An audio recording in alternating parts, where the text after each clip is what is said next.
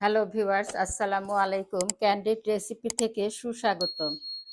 আজ আমি রুই মাছ দিয়ে টিকিয়া বানিয়ে দেখাবো।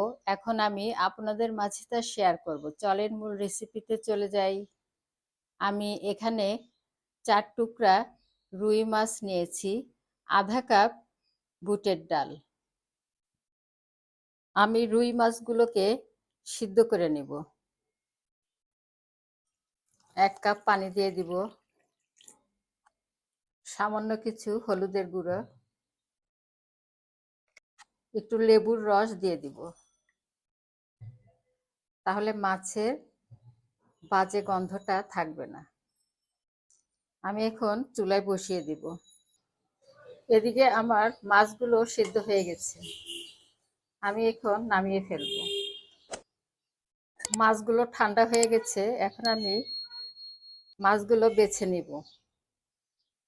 আমি এই চামড়াগুলো ফেলে দিব। আমি সব মাছগুলো এভাবে বেছে নিয়েছি।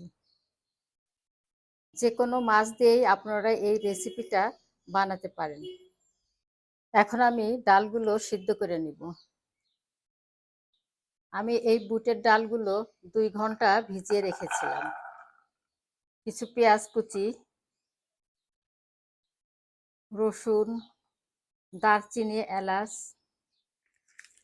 2টো তেজপাতা, রসুন বাটা আমি 1 টেবিল চামচ দিয়ে দিলাম, আদা বাটা 1 টেবিল চামচ, 1 চামচ মরিচের গুঁড়ো, আধা চামচ হলুদ গুঁড়ো, 1 চামচ ধনিয়া গুঁড়ো। আমি কাঁচামরিচ কেটে দিয়ে দিলাম, স্বাদ মতো লবণ, কিছু সয়াবিন তেল দিয়ে দিলাম।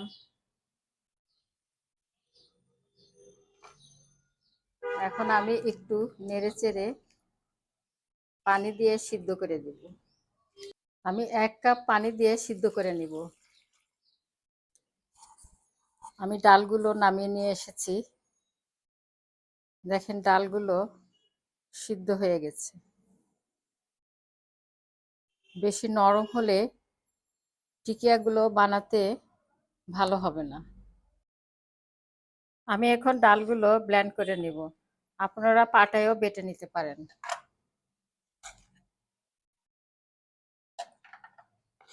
একটা ডিম দিয়ে দিব, কিছু বেরেস্তা,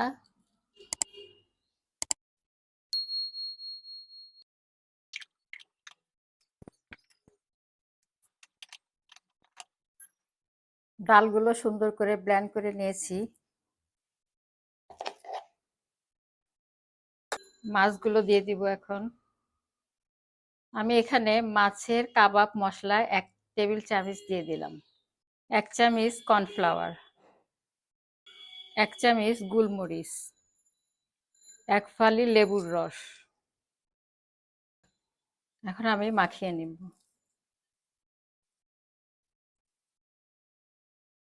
দেখেন আমার টিকিয়াটা বেশি নরমও হয়নি, একটু শক্ত করে নিলেই বানাতে অনেক সুবিধা হয়। আমি এখন টিকিয়াগুলো ভেজে নিব। চুলার আঁচ মিডিয়াম করে আমি টিকিয়াগুলো ছেড়ে দিব এক এক করে।